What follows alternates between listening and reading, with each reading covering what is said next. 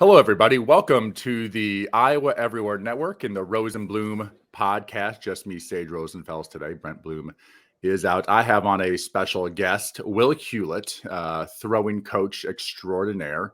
Comes to us from Jacksonville, Florida, or near Jacksonville, Florida, I would just say. south of Jacksonville. Yep. South of Jacksonville. Yeah. Will and I have known each other for about 6 years now. We started working together with the Quarterback Collective, basically training some of the best high school and even now college quarterbacks to, at some point become NFL quarterbacks. So I would call Will like my throwing guru.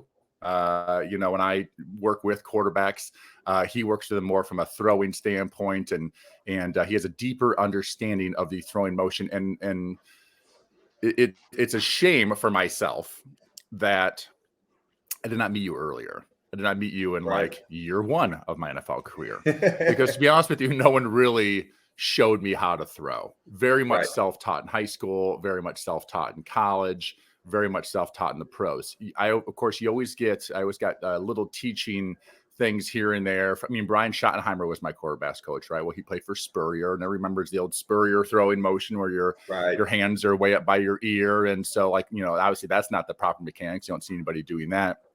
And so I never really was taught proper mechanics. Will and I do a camp 5-6 years ago, and we're talking about throwing and this and that. And I'm like one of the 16-year-old kids. I'm sitting there just learning, like, oh man, I wish I would have known how to do that. And then I'm spinning the ball better than I ever had, and putting more velocity on it, and feeling more accurate and confident, and sort of blew my world. The problem was I was, retired 4 or 5 years already and wasn't going to do me much good. But what it does do for me is it helps me now when I train quarterbacks. I know so much more than I did before. I know how to create more spin velocity, more accuracy, and those things. But on top of it, what I like to do, my specialty is not the throwing motion. My specialty is the X's and O's. And so I like watching, the games and breaking them down and those things. So anyway, Will Hewlett, thanks for coming on the show. Oh man, thanks for having me. The Iowa State legend. Yeah. Well, I used to be sort of the quarterback that people probably thought of. It was Seneca Wallace and myself that I think people thought of when they thought of Iowa State quarterbacks. And I think that we're going to get very quickly put into the storage unit for a while, and probably forever. And Brock Purdy, of course, he was fantastic at Iowa State, and now he's having success with the 49ers. I don't want to talk about Brock yet. I want to talk about you, and we'll get to Brock here in a bit. Tell me about your story growing up in Australia, and then how you came to the United States and are doing what you're doing.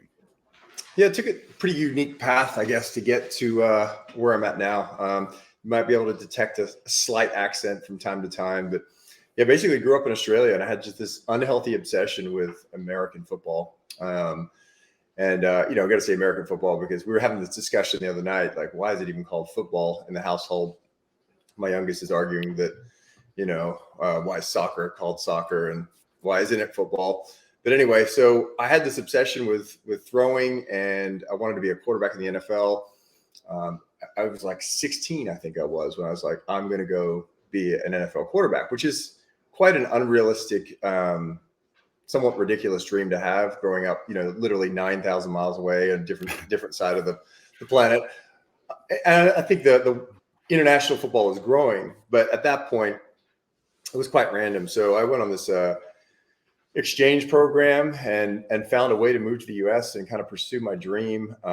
Made some stops at some I played at Venice High School in Sarasota County, Florida for Coach Andy Siegel, and then played some college ball with the University of Nevada, then a small Division III school, actually in Iowa, University of Dubuque.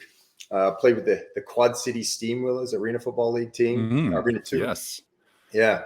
So essentially after that, I kind of got out of football, and I think the best way to describe my football career as a player, as a quarterback, was I was the guy that always had the potential to be really, really good. I was just behind the curve. I had big, large frame. I was athletic, strong enough arm, but just didn't have the background. Didn't have the teaching growing up. I was just behind the curve.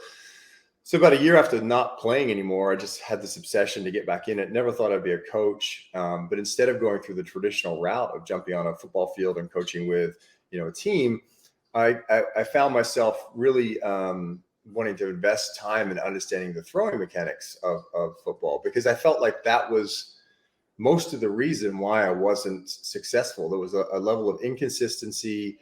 I was frustrated that coaches couldn't give me very specific feedback into like what's wrong. Why did that ball do that? Why did it flutter? Why did I miss that? And so I kind of went on this journey as a player trying to figure that out. And then when I entered in as a coach, it kind of became a mission to, try to discover, help. I felt a level of frustration, and I felt as a coach, I could kind of impact the next me, right? The next athlete that had potential and that wanted to pursue it, but needed that additional feedback. So here we are, 15, 16, maybe 17 years later on that little journey, and had a chance to really jump in and hopefully influence the game and how it's taught from a throwing standpoint. So you started training young kids, Mm-hmm. 12, 13, 14 years old. Parents your name would sort of get out there. Parents would make a phone call and say, yeah, I can work with your kid, or every Saturday we throw. Sometimes it's one-on-one. Sometimes it's groups of up to probably 10 in these throwing sessions. Sometimes you have receivers, sometimes you don't. And you go through all these various mechanics changes. Talk to me about the sort of the principles of the throwing motion itself, and like where you start with a kid who, he plays baseball, he throws it, but he doesn't really know how to throw a football. Yeah. How do you start that conversation with young kids, or, guys who are more, who maybe haven't had coaching, but they're 17, 18 years old? Yeah. Well, I think there's, and going through this process as a coach, starting off, because I didn't have the NFL pedigree. And a lot of times, when someone enters into the private coaching arena, they come with some kind of background, right? They've played at a high level. They've coached at a high level. I was kind of this, my entry point was somewhat random and unique. And so I kind of really had to start from the ground up. So in terms of like my first clients and people I started working with, there would, literally 10-year-olds, 11-year-olds. I would take anybody to train, right? And to say that at the beginning it wasn't somewhat experimental, I really felt like, I didn't really know what I was doing, and I had this epiphany after working with it was a friend's son. I was like, man, I don't think I really taught him much. I thought I played at a pretty high level, and like yourself, you kind of came out. It was like, man, I don't really know much about throwing the ball. I just kind of do it, and so.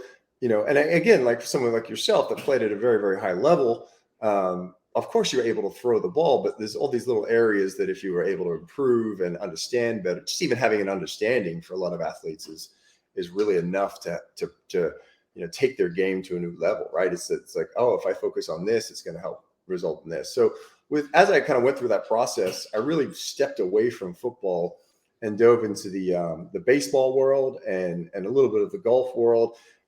And simply because the deficiency in the football coaching world, and part of it is like baseball, every player on the team, excuse me, is a thrower.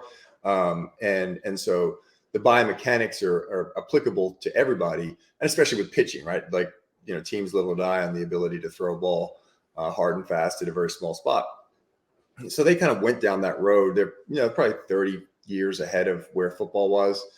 And I think with the the increase in salaries and the pressure to win, and the fact that if you don't have the right quarterback, that's also, you're not going to win championship, right? It's a QB driven game now. The training for it had to get better, and there was this thought process that if I'm a quarterback coach on the team, that I would know how to coach throwing mechanics. And I find now that that's actually not very common at all. Like, essentially a quarterback coach my first quarterback coach at Iowa State was a guy named Jay Norvell. Jay's the head coach at, I think, Colorado State. But he was a safety at Iowa. He was a strong safety at the University of Iowa with Dan McCarney, my head coach, probably played for him or whatever. So but that's not unusual. Kyle Shanahan was a wide receiver in high school and college and was my quarterback's coach, right? It's not unusual for people that didn't play quarterback and really know nothing about the throwing motion to be the actual quarterback's coach, right? So there's this like thing that happens where in reality a quarterback's coach needs a throwing coach, which is where you have sort of fit in here. So I do a lot of times talk about golf when I'm talking about training quarterbacks in the throwing motion, and sort of like most kids are imagine if most kids just went out there and they just went to the range and they just played it, they just hit balls a ton. And as they get older, they're really good at hitting balls, but they're sort of inconsistent because they don't have the basic fundamentals to like think about where their elbows should be, where their hips should be at the timing. They've just done it so many times, they're pretty dang good at it. And that's most throwers, whether it's baseball or football. You come in and you give certain very specific things for the quarterback to think about that he can then go back to. And actually see on film, oh, I missed that throw. Something is off there because of these certain fundamentals. Talk to you about those fundamentals in particular, that sort of where you sort of fill in for what the quarterback's coach many times doesn't actually know. Absolutely. Yeah. There's this whole industry that's been developed because of that lack of throwing feedback. So really what it boils down to is you can look at the throw from, a posture standpoint. So how the quarterback stands and sets ready before he throws the ball. And then, one of some of the fancy words that are thrown around are like sequence and timing. And so the sequence of the throw is important, right? And so with the increase in motion capture technologies, the ability to film athletes in 3 dimensions, and then you can record anything. You can see how far the finger flexes. You can see how many degrees per second the hips rotate. So with this information available, we started seeing trends in the best throwers, right? And so understanding what a sequence is, and then how to then improve that with athletes, right? In terms of, and specifically, having the hips be kind of the driving force in the throw, and not just saying, hey, you've got to rotate your hips, like giving them, specific cues and terms. And then understanding something like the lead arm can be a massive power bleeder. It can really disrupt the timing of the throw if it's not used properly, right? So really, to start with athletes is we get kind of in a stance and how they kind of load their hips pre-throw. Surprisingly, they kind of sink their heels into the ground a little more. You think everything in athletics is being on your toes to be athletic, but it's your full foot in the ground, kind of your glutes engaged, and then having a nice relaxed and central ball carriage, so kind of the ball in the center, and that really goes against what was thought. The big put the ball on the shelf. It was either in the back by your right shoulder. All right. I always whenever feel like every year I see a picture at the Manning Passing Academy, and Peyton's back here and Archie's back here and Eli, they're back here and doing these like sort of throwing things, and it was this. Very much from the back. Spurrier taught it like hitting a baseball. His thoughts were you're back here, and then you sort of left it here, right? Yeah. But you saw quarterbacks from all over. Some guys really dropped it down low by their waist. Some guys kept it up high. Yeah. But there were these what you and I would call a natural thrower. Right. Yeah. Natural throwers were generally more in the middle. Yeah. Really, it felt the most natural. You saw that like a lot of coaching actually got in the way of throwing.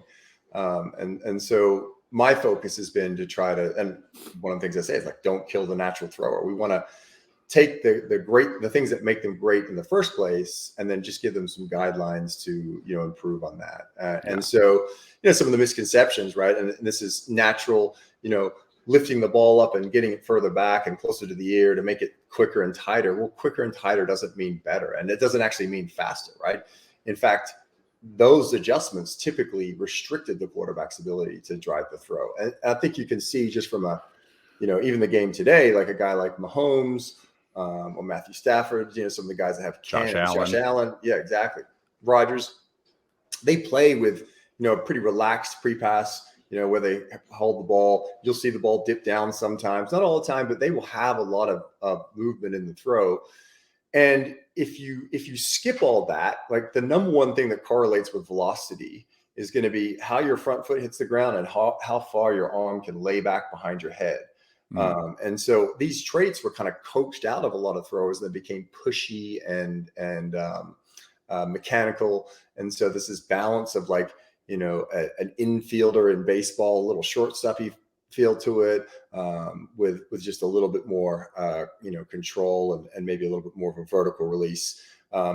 And then we've kind of like understood some of the boundaries that have been broken from the traditional sense, right? It was like, get your arm up really high above your head and get on top so you don't get the ball batted down. But you've got guys in the league that are, under 6 foot now and having impacts at a high level. And so their ability to change their arm angles, is something that's been really emphasized more recently than not. So kind of creating this really adaptable quarterback with a, fluid throwing mechanics, hip driven throw, and then having an understanding of their own specific mechanics so they can really almost be their own coach when they're on the field. I mean, and that's the role, because I've seen a shift in the team coach, college and pro and high school and everything. Those guys are becoming more trusting of the outside coach like myself. And there's a lot of really good ones out there, and they should still be guarded because there's a lot of ones that aren't so good. You have to be careful. But there's a trust level there where it's almost like, hey, my throwing coach is going to handle this, but I'm going to handle this part of the game. Right. And, I've worked with some players for, 10 plus years now. So we have a relationship that's built up. They trust me. I trust them. So their coach literally has no choice at this point to have some kind of interaction with us. And that's been a really positive change. The way, I started learning about throwing a football, it was the ball was up, but not only did it make you less of a thrower with power, throwing that way, as you said, you sort of push it many times, but it also just made you such a mechanical athlete. You who runs like that, right? And so, and you're doing bootlegs, you're sprinting out, or just running in general with the ability to throw, having the ball up there really like sort of restricted you as an athlete. You weren't natural. It's just, you can sort of just see it in your mind. Like that's just not a natural throwing motion. But back in the day, that's how everyone threw, get the ball up as you're running towards your target, and like who runs like that. Right. And so, you have worked basically past the bad coaching and try to work it out of these athletes in a lot of ways. And athletes, but talk to me about that sequence, by the way. That's what I'm interested in, is talking about from your feet to the point the ball sort of leaves your hand and everything that's in between. Yeah. So essentially what you have to do, all elite throwers have a sequence that starts with the hips, and then we have the trunk, and this is in rotation. This is how the body's rotating. So your back hip is kind of driving towards a target. Your front hip is pulling away from the target.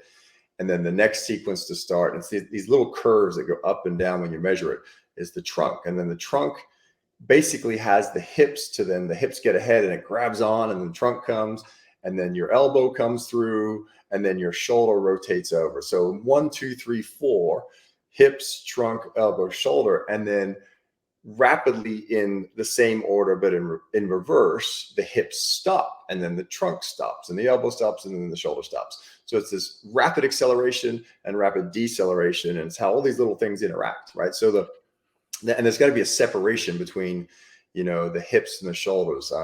So to be specific, right? Most great throwers start with their hips, the trunks move second, and there's about an average of like 30 to 35 degrees of separation. Some are greater than that. You can have 45 degrees of separation. You can just think of it like the front hip and the front shoulder, how far they get apart from each other before the trunk comes around. And so creating that separation there, and then rotating, there's a difference it's about 300 degrees per second. So your hips are going to rotate somewhere about 400 plus degrees per second. And then the trunk comes around about 700 in an optimum thrower. And then so, and having access to measure those things has been super helpful. You can kind of get an idea for it if you've seen it enough to know that, hey, the hip is not firing first. There's some deficiencies you can see. But yeah, that sequence and understanding that sequence and being able to train that into athletes, essentially it's helping them find a bigger engine, a more efficient engine. And when they're a more efficient thrower, they're able to last longer in terms of the reps on their arm. They don't have to use as much energy to generate as much velocity. And so that's why you're seeing a level of the game right now that's being just pushed, one more notch each time. It's just, wow, like this guy's able to do this, and it's going to continue to get better. Like someone like Caleb Williams you see coming up, who's sequentially elite. But he was doing stuff in high school that blew people's minds, right? So there's great examples of it, how, the technology and the access to the great coaching and understanding those things as an athlete is really pushing the game. When I think of the throwing motion, and sort of what I've learned from you over the years, well, a couple of things. Back in the old days, I remember throwing like out routes to my left, and my left hip would be down and my right hip would be up, right? My shoulders are leaning in that sort of direction, right? And this sort of, my body was really just bent, and it wasn't like vertical. Then when I started working with you and started seeing these other athletes and how they throw, I try to imagine is like you're standing in a telephone booth, and that's all the room you got.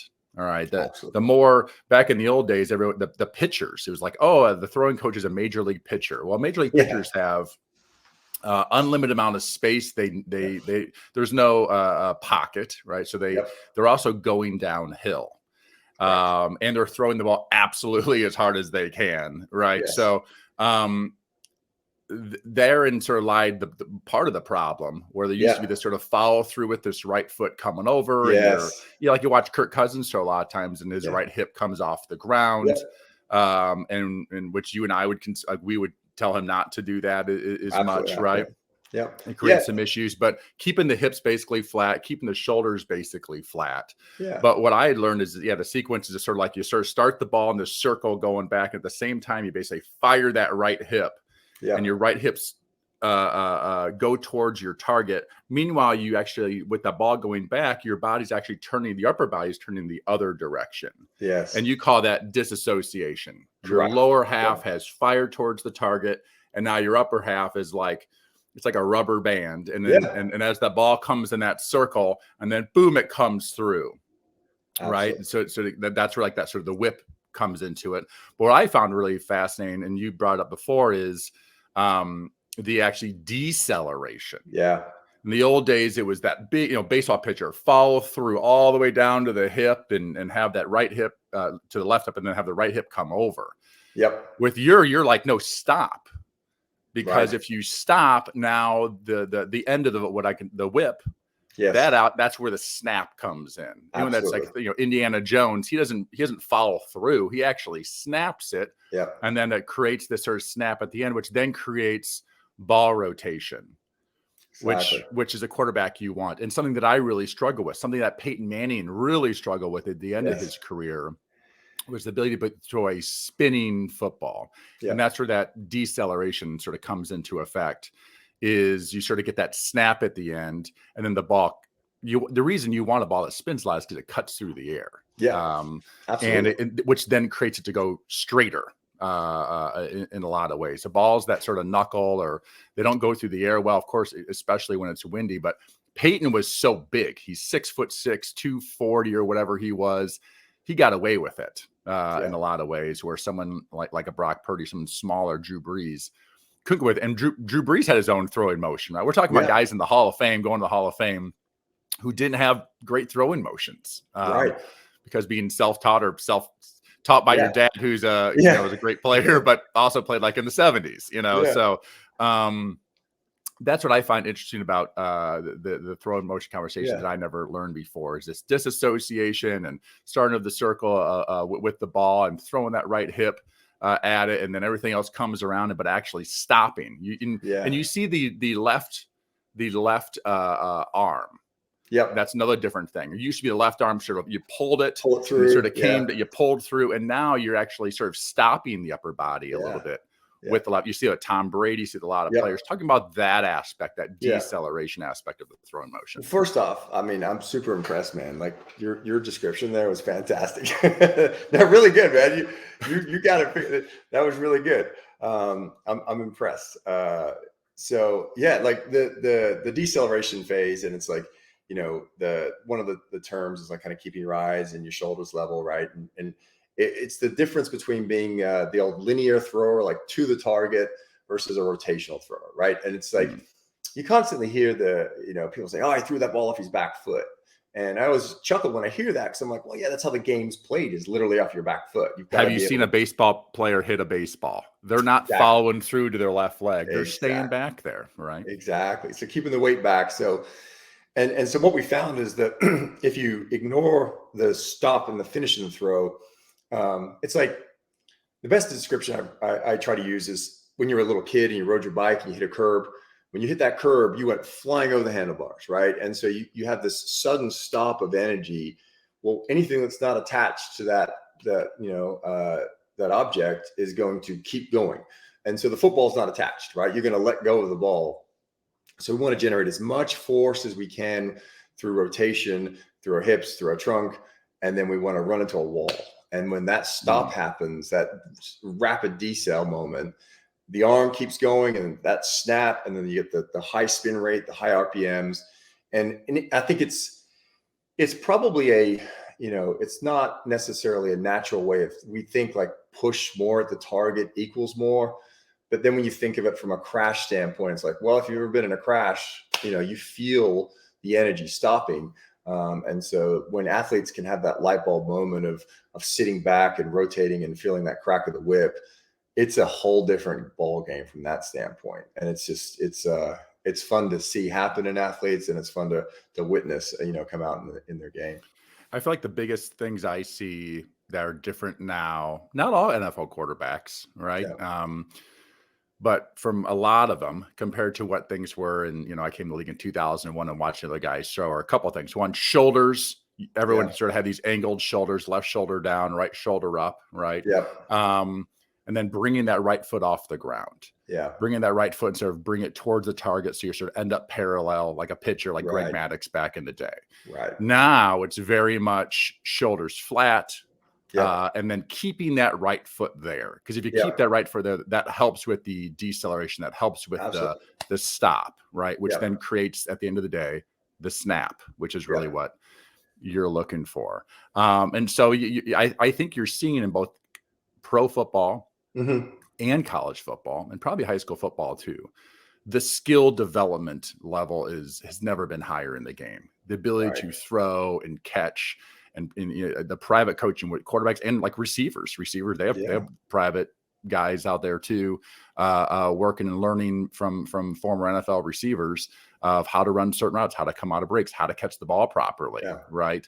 But so I feel like the skill level, even though I don't know, we say it's the throwing in the NFL has gotten better because of the rules. No, I just think the players have actually just become, yes, probably the rules some, but I think the players have just become much better skilled athletes than back in the 80s and 90s. Absolutely. I think, what you're seeing with this better understanding of the mechanics, there's been this shift too in the game where you started to see drills appear. It's like, and through the Shanahan tree, you got the base bag drill, right? And so everyone sees the base bag drill, where essentially, if you could picture it, it's a quarterback that's straddling a bag with his back foot behind and front foot in front, and they kind of shuffle from side to side between the bag, and then on command throw the ball without bringing their back foot up and over, right? And so coaches were starting to realize that they could, they don't have to be mechanical experts, but there's certain drills that they could use that would help emphasize these key components of being a great thrower.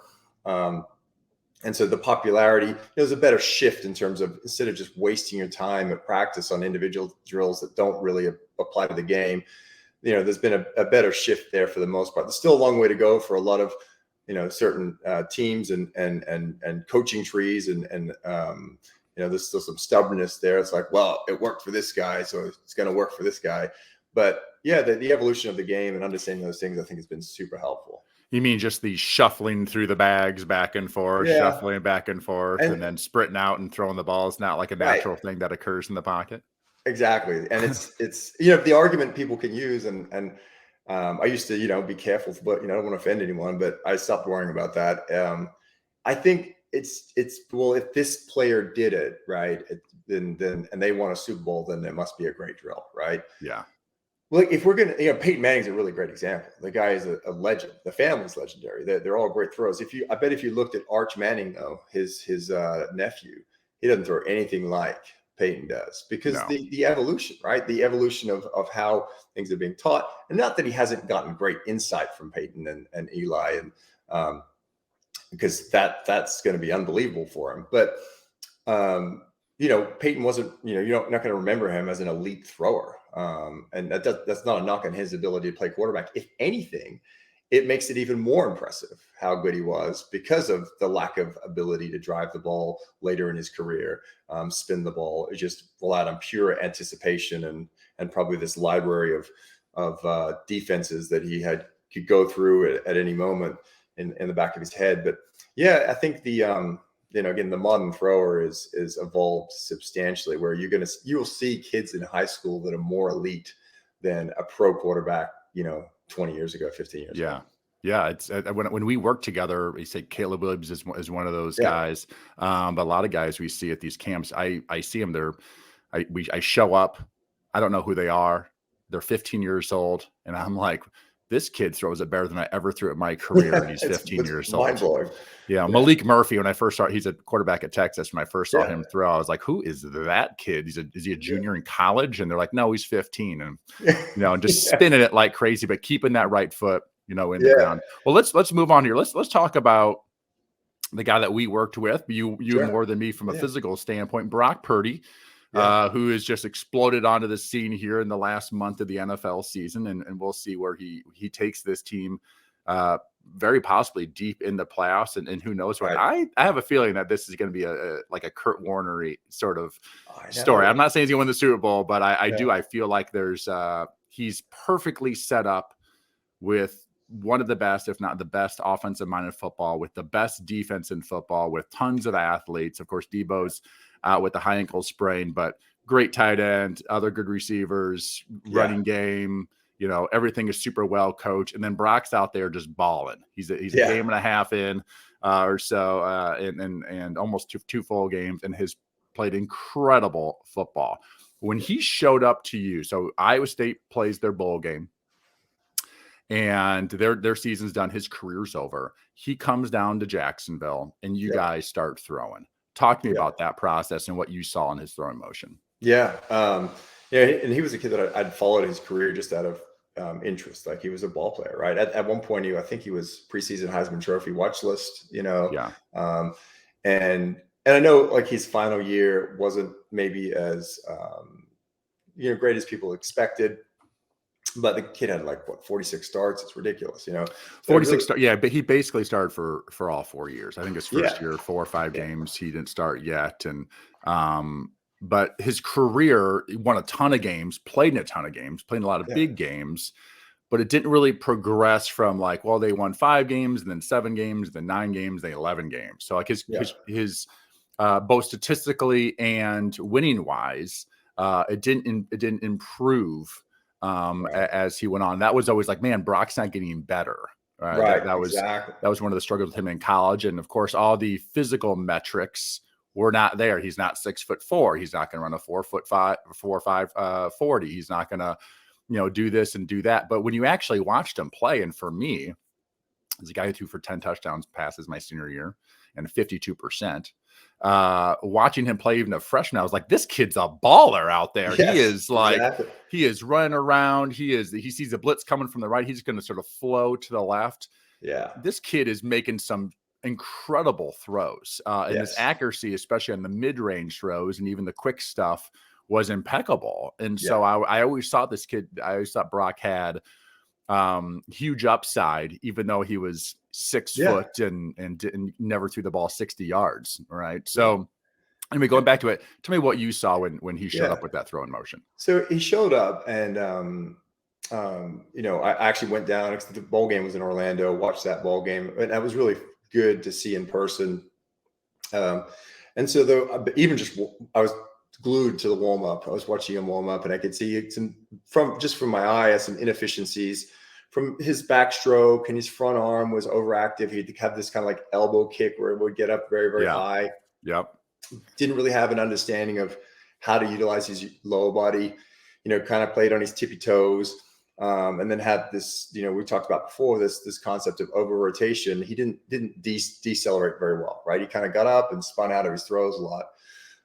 And so when we got him in the facility, literally the first throwing session we did, it was just some basic, 3-step under center, just getting a feel for things, right? We're playing catch back and forth.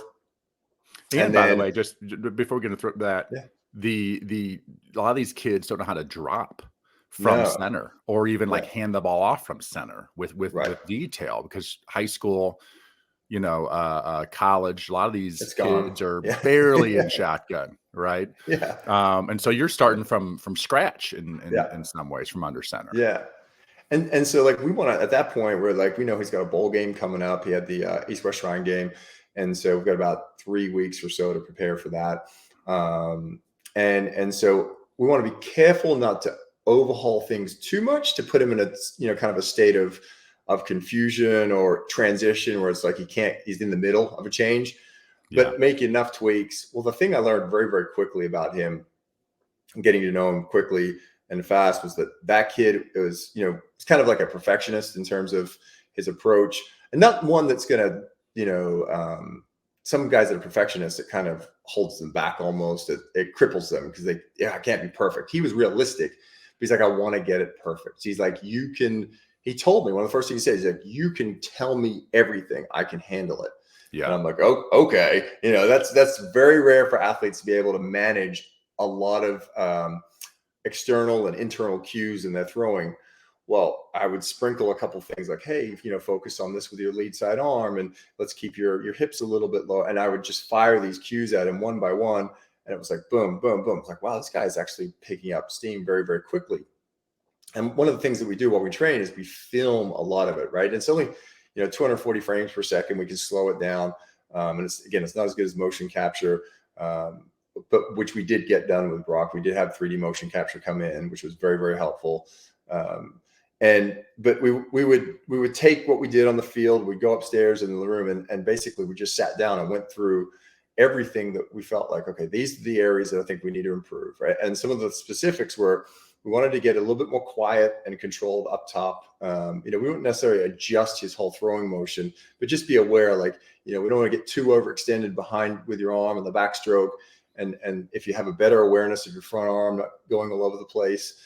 So we pattern those movements, not just in the facility with the football. We actually do it with a company we work with called Torque, where they actually take the athletes and take these specific drills and put them on a wall with plyometric balls. So they take the football out of their hand and they rep the movements correctly over and over and over again. And so there's like little feedback loop we do. He does it there. He comes to the facility and we tweak it. So after a couple of weeks, you could see a very quick improvement in just the results of the ball flight would spin better. He had a better awareness of where his arm should be in certain throws. And then after we had the motion capture done, we did it at the beginning, and then we recaptured them before the combine. We use a guy by the name of Chris Hess with biometrics. And he sat down with us and he's like, I don't ever give the athlete the feedback before the combine, because if the improvements weren't as good as they wanted, we don't want them going to the combine being like, I didn't improve on like some number that doesn't mean anything for them. Yeah. Because Brock visually got better. But his improvement was so drastic that Chris was like, I think we should tell him, because I think it's going to really pump him up and fire him up. He said he had one of the largest increases in performance from the metrics we measure from the start of combine prep to the end of it. So he was just able to pick on so many little things, manage it. I think a lot of that I give credit. He grew up, his dad's a former baseball player. He's got a lot of baseball background. So he's been coached by his dad and from that standpoint. And he was able to take on that information. But the problem with college football is it's really hard to work on those things. So the inconsistency in his gameplay, we went back through film. He's like, his sophomore year, he had things that he was doing better than he was his junior year. And then you could see changes in his base. And he's just kind of like, and this is not a knock on any coaches, because it's hard to manage that, right? It's one of those things where that's why I have a job, right? Is people outsource that part of their training.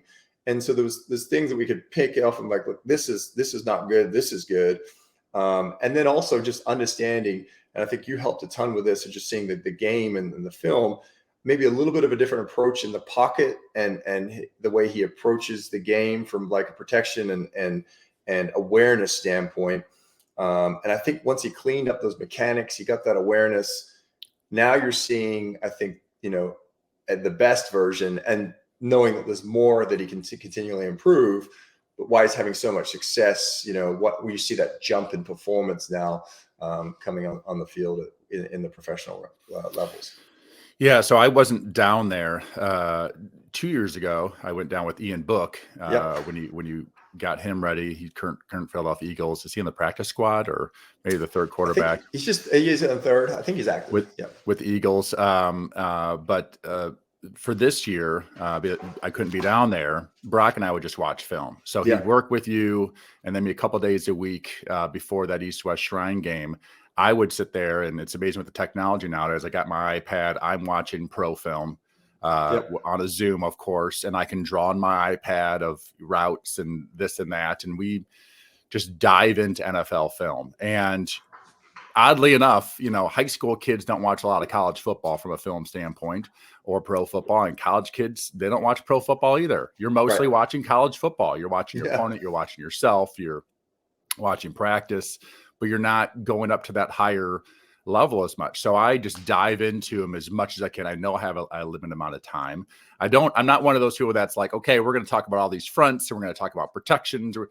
I just go, because like one play, I can talk about 20 different things, just because we go behind the quarterback, in some sort of like empty formation, they might have whatever play on, but I'm not going to even talk about the play. I want to talk about protections and how you manipulate protections and what the front's doing and what the coverages occur when one person blitzes. If it's man, there's no hole player. If there's a 5-man rush and this and that and the other. And I think just giving him as much information that I learned over the course of my career from, Brian Schottenheimer, Norv Turner, obviously Kubiak and Kyle Shanahan and Mike McDaniel, Matt LaFleur, up to Bevel and Gilbride. I've got all these random coaches I played for. So sometimes they'd be like, hey, you see this double A gap look? Eli used to do this protection, make the weak side guy the Mike, and the running back would scan from the free safety and then help out the tight end if they all dropped out. And it's like, I got to be around all these things. Yeah. And so my sort of specialty is just from a quarterback standpoint, coaching them really X's and O's, less throwing stuff. I like doing the throwing stuff, but I live in Omaha, Nebraska, and can't really do that in January and February all that well. And unsurprisingly, people don't want to fly here and spend a month training. Usually indoors, gets gray and snowy and rainy outside. Yeah. So I loved how we got to do that with him. I think the work that we both did was extremely beneficial. Oh, absolutely. And then he goes off, he does his thing, right? And then next thing you know, it's like, all right, the draft's coming up. He gets drafted by the 49ers. Yeah. And it's like, oh, we both know. This is perfect. Yeah. All right. One, he's going to have a great offensive mind. And that's talking about how valuable that is, by the way. You see all these kids drafted and some you work with, and they go to a system where you just know it's not a great system, or maybe it's more of a defensive head coach or whatever it might be. And then the players that end up, let's talk about like Tua is a classic. It's the best example. Yeah. Goes from like, he's, probably not going to be, people were tanking for Tua when he was at Alabama trying to be bad. So he'd be the first pick in the draft. And so he comes in and doesn't do well for 2 full years. And then all of a sudden, Mike McDaniel comes in and he's got 120 quarterback rating 3/4 of the way through the season. Of course, he's not playing great right now, but that there's like no better sort of poster child for reasons this system seems to be quarterback friendly. So talk to me about your feelings when you got drafted by the 49ers and until now. Well, and the cool thing was with Brock's process and, being in this industry and working with a lot of guys, I knew that he was going to get dinged on the height side and the athleticism side, even though he plays the game extremely athletic. But comparatively to like, Josh Allen or Lamar Jackson, different class of athlete. But, we knew Brock had an elite. And you're familiar with S2, the company, the cognition company. We had an elite cognitive score. And so he can take on a lot of information. He's able to, scan the field with a high level of efficiency. And then knowing that he was going to go into a system that we were very familiar with, with Collective, it's amazing that it just worked out. I was like, oh, this is going to be so good. So I was ecstatic because I knew he'd operate so well in that offense.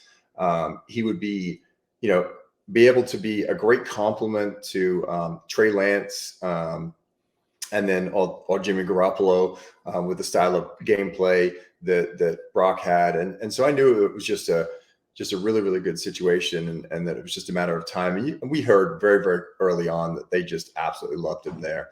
And it's fun to see. I think it's important, that Brock's a really good example, and he's still got to do a lot of great things. But to do what he's done in 2 games as a rookie, with his situation, that's really difficult. That's really difficult to do. You can chalk it up to some of it's luck or whatever. Then you can't have that much success just off of luck. There's a lot of things that have to go into play there. So I think it's important that we can see, maybe there's a better lens to continually evaluate quarterbacks. And to your point, a lot of your career was based on your ability to understand the field and the system and the offense that you operated on, and then having a coach that has a great knowledge base. And there's coaches in the NFL that maybe shouldn't be in there. There's some guys that is continually recycled, right? And but we know guys like Mike McDaniel and that have had just unbelievable. There's a reason why he was with Shanahan for so long, right? It's the understanding of the value of having a great system, a supportive coach, and they're continually evolving. There's an evolution in the offense. It's not just the same thing, but but the foundation is the same. The core of it's the same. So yeah, and it's awesome to see. And that's what I find interesting is when I got in the league, Marty Schottenheimer was my head coach. Jimmy Ray was our coordinator. Jimmy Ray was the running backs coach, my quarterbacks coach for the Kansas City Chiefs when Marty was there. They ran, in Joe Montana, right? So I got there. We're running Joe Montana, old school West Coast offense. I mean, pure, which was in this sort of West Coast world, all these coaches that came from Bill Walsh. It was it was sort of like the Bible in a sense. Like, these are the plays and here's how we execute and run them. And there wasn't a lot of always creativity. It was like, they just know these basic principles worked versus various coverages, and they were right. But the creativity on splits and motions and also in the running game was not there. There wasn't a play action and a lot of bootlegs and that type of system. But then Mike Shanahan ends up in Denver, and they start this sort of outside zone thing. And the Kubiak brought that, and then Kyle, of course, and Mike McDaniel were there. So we're running outside zone, running bootlegs, we're running play action, and having huge success for quarterbacks that weren't great. Matt Schaub led the NFL in passing. Incredible. And that's where I felt the most comfortable. I didn't feel comfortable playing quarterback my first 5 years in the league. I was like, it's scary back there in the pocket. And there's a lot of information I didn't know coming out as sort of a very raw quarterback in college. But with Shanahan and with Coobs, I felt very comfortable. Like, I can do this. I played really well in the preseason. You just go out and you just sort of execute. And it was this, Kyle puts you in positions where you really just have to do what he tells you to do. But he gives you all these tools and all these little helpers so you have a better feeling for coverage, and just makes it hard on the defense by the way he motions and formations things. But at the end of the day, those same basic principles, both in the running game, in the passing game. And one of the biggest things that no one really talks about is the tight splits. Yeah, that is one of the biggest things. All right. From a Z receiver, let's say I'm walking up to the ball, my quarterback or my receiver way to the right.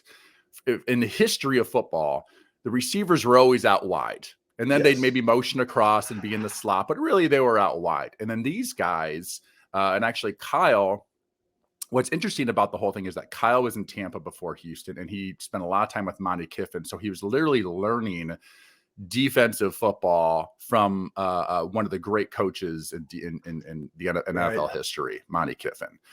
He learned the words they used and where he wanted their eyes to be and the exact responsibilities and fine detail of all the various coverages that you see in the National Football League. He brought that then.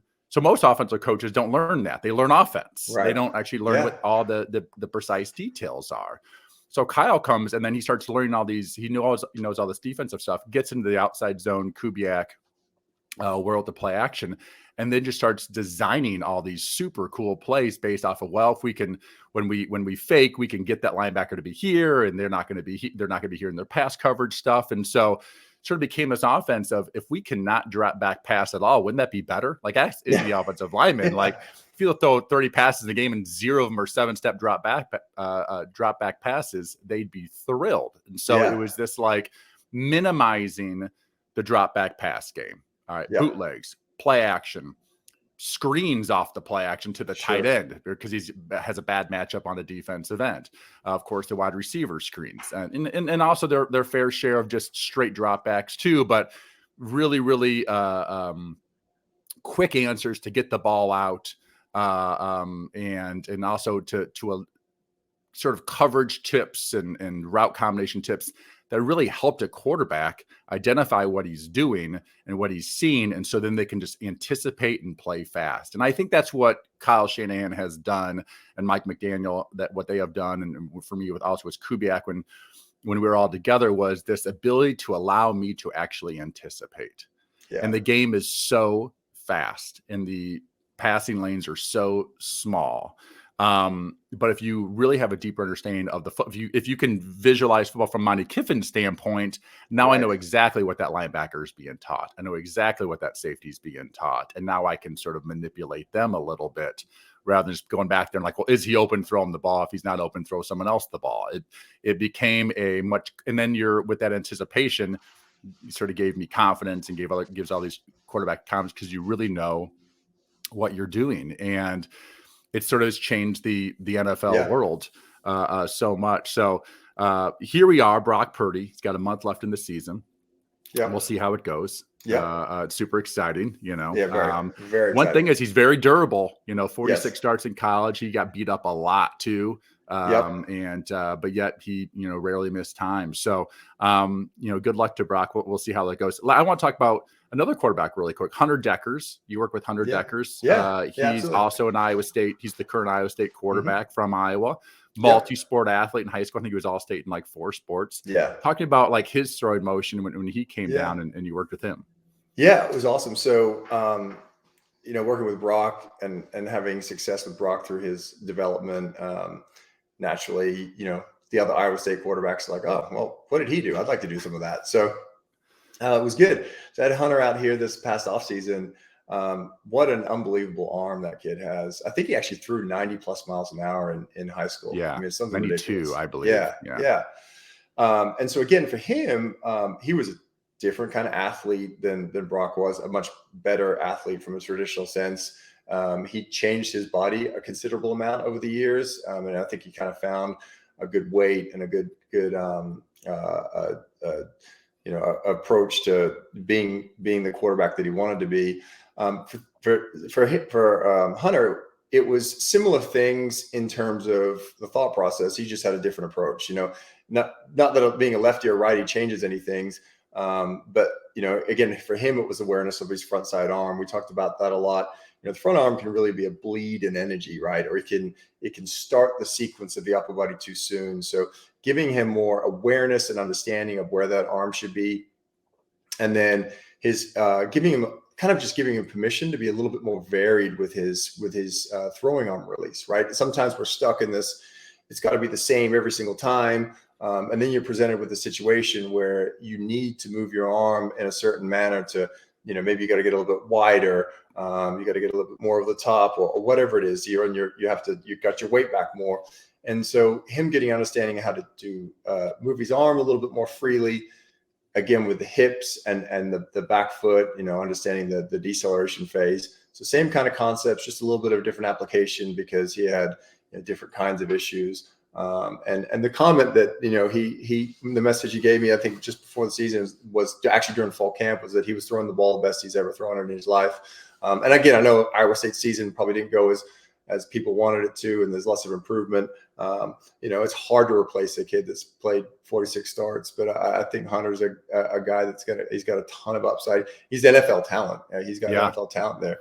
No doubt. So it'll be fun to watch his progress. I think they're going to continually get better. And we know that staff is amazing, so they're going to do a great job with him. Yeah, he is very talented. He's a thick, strong kid, great athlete, and he can really throw it. And we'll see how his career progresses, obviously, and hopefully Iowa State has a better season next year. But let's talk about other NFL throwers. Who give me a couple guys who just have like what you would say is an incredibly efficient throwing motion, and then talking about some guys who don't, even if they might be, as we've already ripped on Peyton Manning this morning. So, but talk about guys who have just awesome throwing motions that if you can try to like show those on film to your young athletes.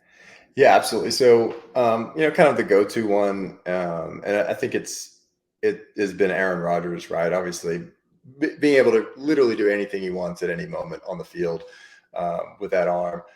From the traditional sense, Aaron does some things that I think, he doesn't, I don't know that he works with anyone in particular. I know that he's worked with trainers on his body and understanding, I got a high understanding of sequencing and timing, and he's talked with guys, but he's just elite in ways that are sometimes not, difficult to duplicate with other athletes. But I love to use him as an example of just, the varied ways that you can play the game, the extremes on certain levels with the arms, some of his approaches. So Aaron always sticks out. I think Matthew Stafford, from a fundamental standpoint, I think he does a lot of things really, really well. I would say he's a much more controlled version, more, I don't want to say disciplined in the sense that, he doesn't make such, and he makes very adaptive, no look throws. He does a great job there, but Aaron's pocket manipulation and movement is, I think, different than the way Matt moves. But from just an efficiency standpoint and just having an absolute cannon, Matthew Stafford, I think, is awesome to watch. Really elite from that.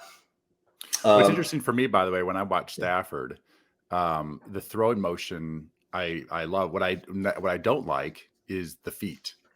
And it's sort of the same issue with like Baker Mayfield. There's like a lack of rhythm there, and rhythm is timing. Right. It's no hitch to here, one hitch to here, two hitches. Sort of helps you go through the progression with your feet start telling you where to go with the football. And I feel like that's what's really held back Baker Mayfield is his feet. I talked to Kevin Stefanski about it at the combine last year, and because of COVID and things, he never really got like the off season work. But that rhythm allows you to be on time with the football, and that rhythm also allows you to be more accurate. And I think where Stafford sometimes gets in trouble, it's a great thrower, is those feet get sort of choppy, and he makes a throw and it's not in rhythm, which sometimes creates his lack of accuracy. Right. But as a natural thrower, it's a beautiful thing to watch. Yeah, you got to love it. I think obviously Mahomes again, and from a traditional sense, Mahomes' upbringing being baseball. I'm familiar with his trainer, Bobby Stroop, and their approach. He has some things that he does that are just off the charts from like a movement standpoint. The layback he has in his arm, the ability to rotate his upper body. He has I think Bobby said he had the fastest upper body movement he'd ever seen out of all the baseball players, football players he's ever seen. The way his trunk rotates is elite. And he's super bendy. Mahomes. He's just sort of like a Gumby back there. He looks so loose. And again, going back to the old quarterbacks of the early 2000s and the 90s and the 80s, it was like this stiff sort of quarterback. And he's just so loose and free and bendy on the top of it with his arm and those things. The ball just shoots out of his hand. Oh, yeah. Yeah. Well, Josh Allen has that too. He's a very sort of loose upper body quarterback. Well, and Josh Allen, and I think one of the other ones I think that stands out for me is Jalen Hurts. And I think the thing about Jalen Hurts and Josh Allen, both of them, have gone kind of an overhaul in their mechanics and their approach since entering the league. Now, Allen was ridiculously talented watching him at Wyoming. I mean, that guy did things that I've never seen in college football before. There's a Nebraska game where he threw for like 400 yards and he was making throws. And I was like, he made a throw. I think it was about midfield, 50-yard line. And he was running to his right off his back foot, rolling towards the sidelines and throws it to the back of the end zone. I was like, that might be the greatest throw I've ever seen. Yeah. And he was a junior or a sophomore in college. Yeah. And so I know he went through a considerable change from just a sequence and timing standpoint. Because when he first entered the league as a rookie, there were some questions. People were like, "Oh, is this guy going to be as good as he's going to be? Like, is he going to be that elite?" And I think he worked really hard on getting better and understanding his own throwing mechanics better than he has before. And you saw that jump in his performance. And again, Hurts with the Eagles has had a substantial jump in accuracy and consistency. And they're just crushing it there right now. But I know that, that he has made a really good leap in terms of his ability to make throws and be repeatable and consistent through things.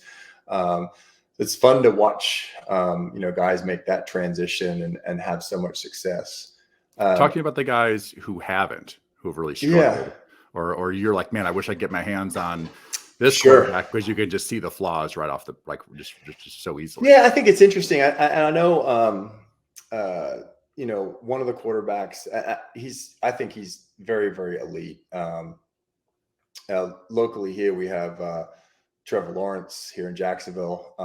I've just had a blast watching him. I think since week 9, he's like been the highest rated quarterback in the NFL. Yeah, the guy is undeniably like one of the most talented humans in the league. And I think from a standpoint of his college career, it was really interesting to watch him really overcome some mechanical inefficiencies and just a pure raw talent. And he's improved some things, definitely. Like, he's gotten better, but again, there's still things you see in his game that it's from a traditional standpoint of what we talked about before, like the tilt and the bend and the back foot coming up.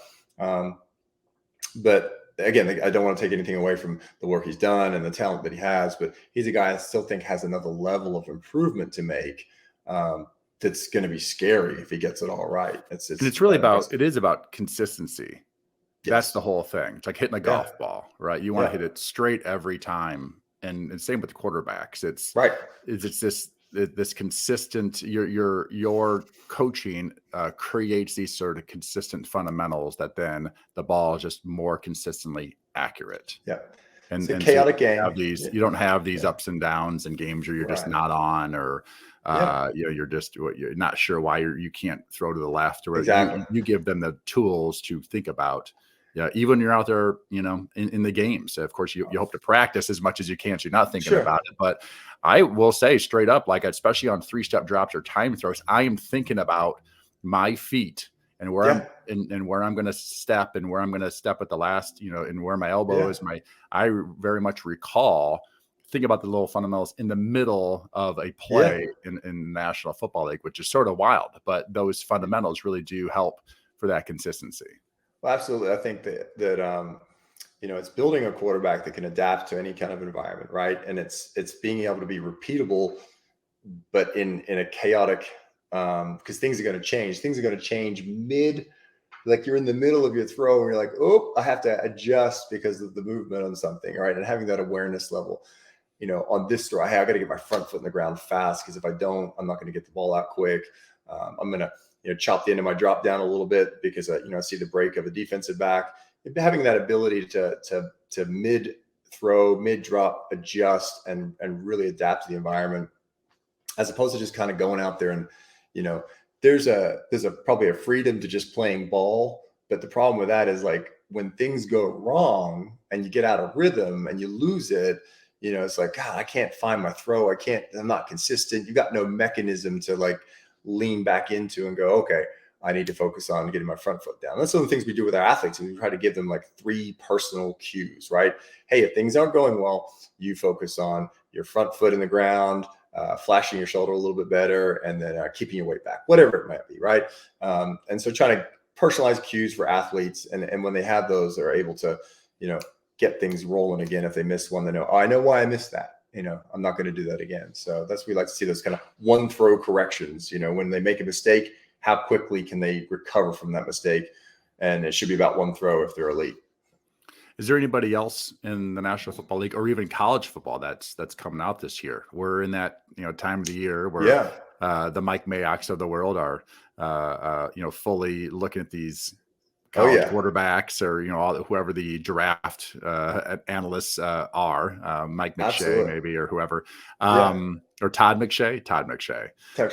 This is that time of year where we will have a list of like these 4 to 6 guys are going to be first rounders or second rounders. Talking about either pro quarterbacks and some of these college quarterbacks that you'd love to work with because you see these mechanical flaws. Yeah, absolutely. So one of my partners here, Danny Thompson, owns the indoor facility we work out of called 6 Points.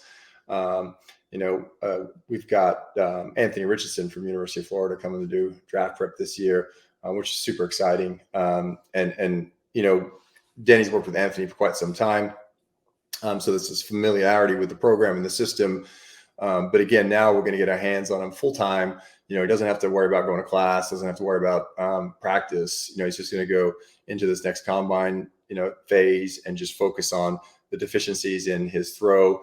The kid is an elite athlete on another level. I mean, he is, he'll be one of the top 5 athletes in the NFL when he's drafted. I mean, he's a specimen. He's unbelievably poised and the understanding for the game, and his feel is really good. I know the season at Florida didn't go. I mean, college football fans are insane, so you're never going to make them happy unless you go undefeated and win a national championship. So I tend to not buy into the feedback of the media, but what he's able to do, I think, and he's another guy that when he gets everything to click, I mean, he's only started 1 year in college. He had I think a couple starts the year prior. He's 3 years out of high school. So he's got a ton of room to continually work on things and improve. But he's one we're going to work with this next offseason that does some things elite, that knows he's got some areas to improve that I'm really excited to get my hands on. It's going to be fun to watch his progress over the next 2-3 months.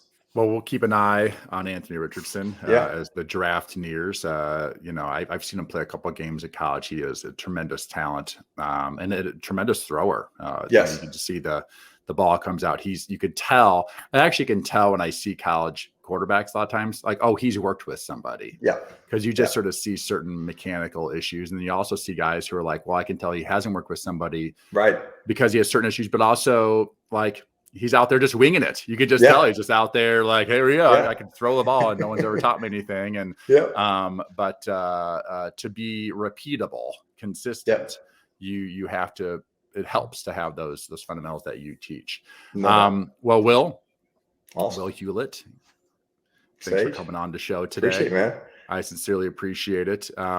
Enjoy the sun and the beach down there in Jacksonville. I will.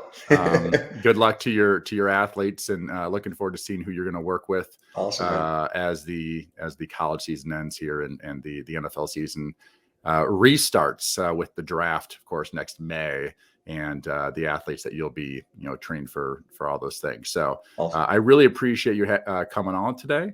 And sharing with us, in particular, the story of Brock Purdy and when you saw him and some of the things you did. And you and I are both we have this sort of vested interest in hoping that he really succeeds. Not that we take much credit for it, but it's just nice to be, I always like it when Caleb Williams wins the Heisman or Bryce Young last year. You and I have worked with those guys. Yeah. We're not their throwing coaches, but we have worked with them a few times. And a lot of coaches love taking credit for a player winning the Heisman Trophy.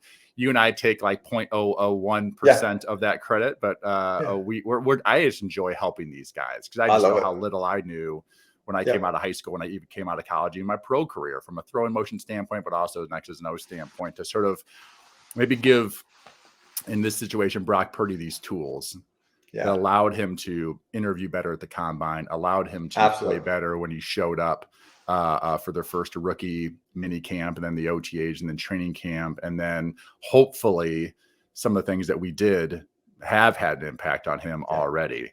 But we'll see. But now it's up to Brock. We'll see what he can do. So should be a lot of fun. And Will, maybe I'll be talking to you soon. I'm sure we'll be working together before we know it. So Will Hewlett, thank you everybody for listening in the show or watching it. If you are watching the video version of this thing, but we'll be back next week. We'll see how Brock Purdy does this week. I'm not even sure who the 49ers are playing this week, but the National Football League. Yeah. They have a Thursday night game? Yeah. All right. Herb Street's going to call it, so that'll be fun. Well, it should be a lot of fun. Well, thanks for coming on today, and we're out.